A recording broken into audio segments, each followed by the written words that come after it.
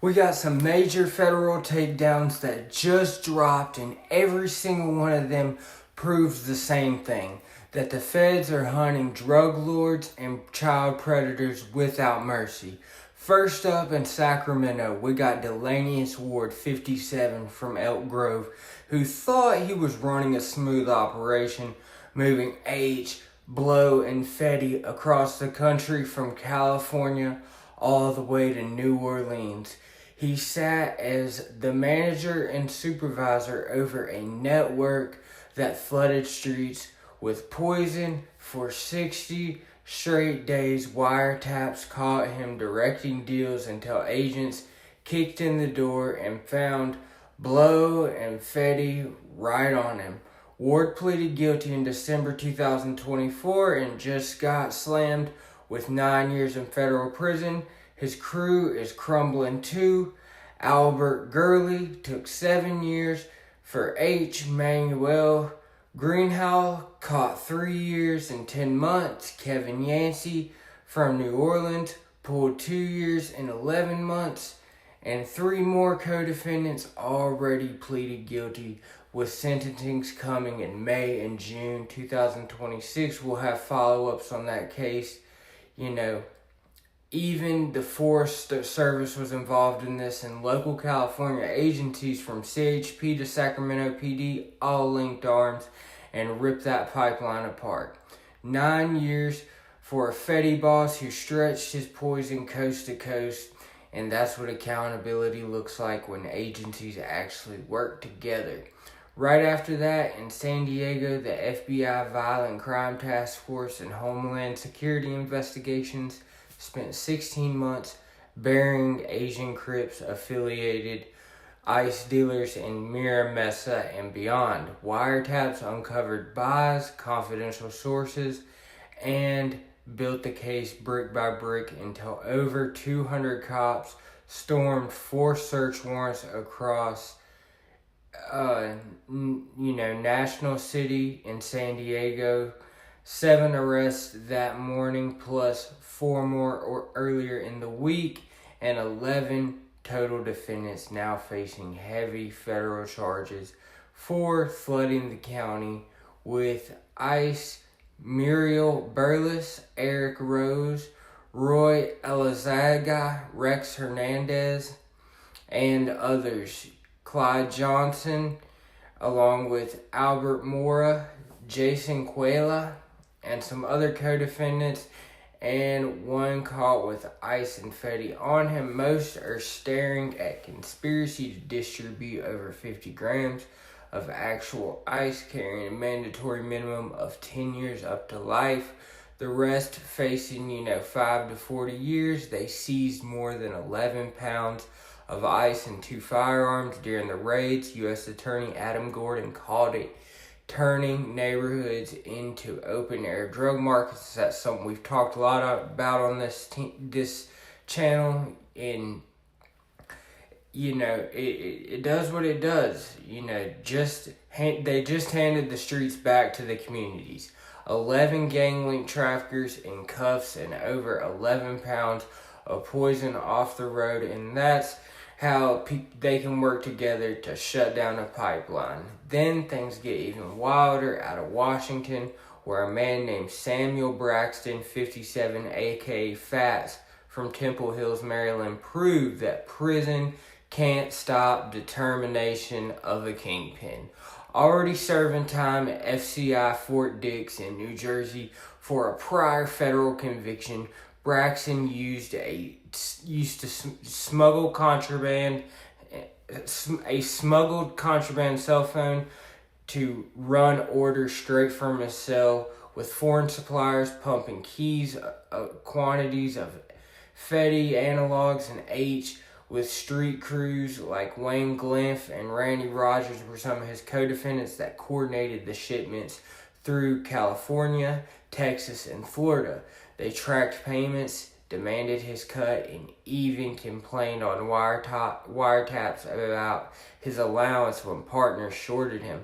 Over 2 years, they moved more than 12 keys of Fetty, nearly 2 keys of p-fluorofentanyl, and over 236 grams of H. Agents intercepted packages at UPS hubs and hit search warrants across Maryland and D.C. Braxton's criminal history stretches 36 years with 4 prior trafficking convictions. So he's cooked, including a 24-year sentence he was serving while building this new empire. Today, he got hit with 162 months. That's 13 and a half more years behind bars, plus 5 more years of supervised release, but he probably won't make it out. His co-conspirators are falling in line. The guy we talked about, Wayne Glymph, took 13 and a half years. Kevin Qualabetta caught 142 months. Michael Stewart pulled 71 months, and Ronnie Rogers faces a mandatory 15 to life next week, and 2 more still heading to sentencing. The DEA and the FBI all work together with local DC and Maryland police and crushed that operation from prison cell to street corners. We finally go to the darkest one.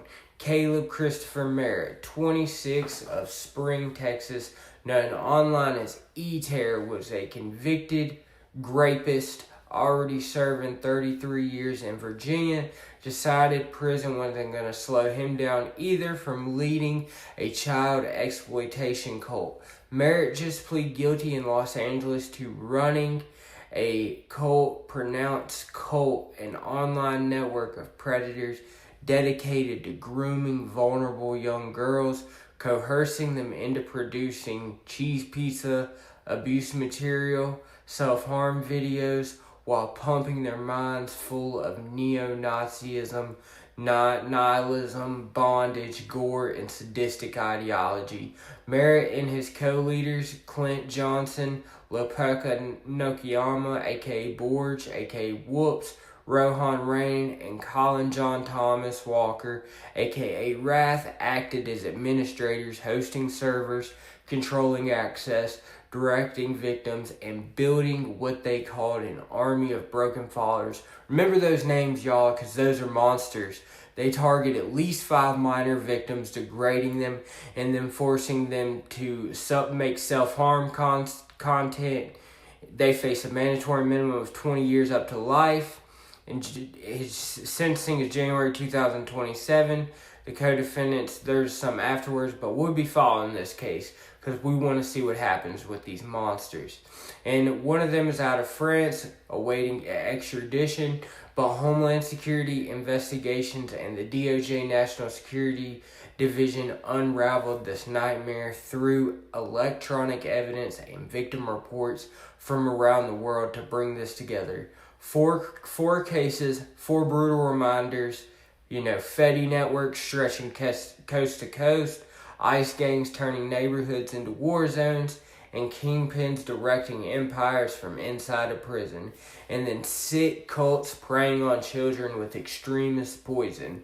The agencies from the DEA and the FBI and the HSI and the local police and the international partners are connecting the dots.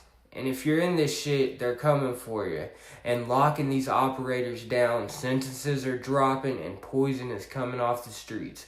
And predators are facing what they need to. Steel doors for decades or life. Is justice hitting hard enough for these bosses, these dealers, and these child exploiters? Or do we need to see harsher sentences, even tougher mandatory minimums, and no early releases for repeat monsters like these? So I believe, in rehabilitation because, that's part of how I'm here is, through recovery. And, these 4 cases aren't just isolated wins on a federal docket.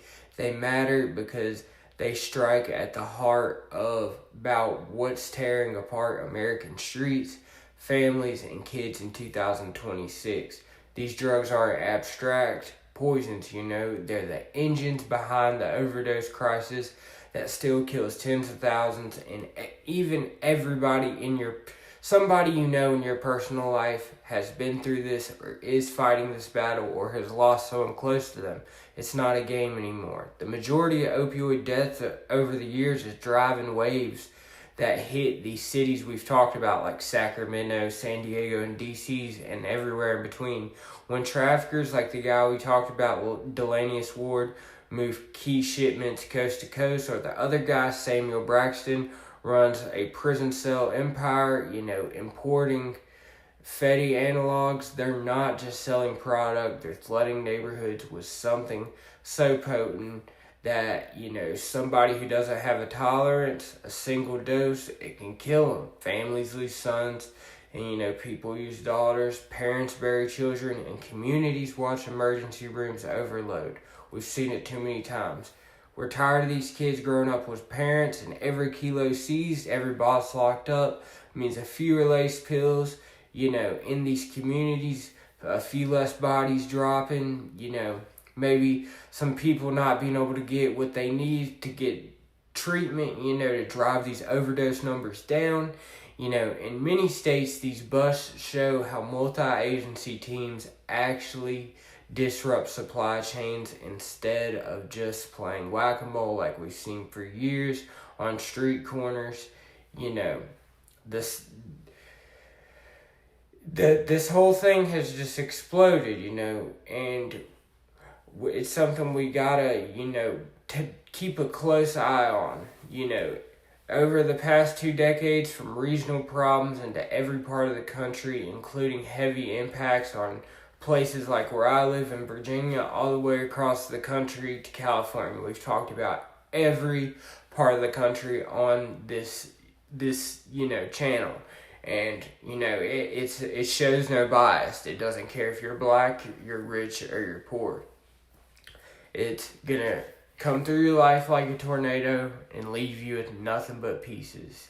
But maybe you can pick those pieces back up. That's all for this one, you guys. If any of you guys are interested in being a guest or, having me as a guest, my email will be in the description. I'll have another episode today, the Sunday special. I always have one where we talk about God, and yeah, we're going to do that. But other than that, thank you guys for watching. Peace.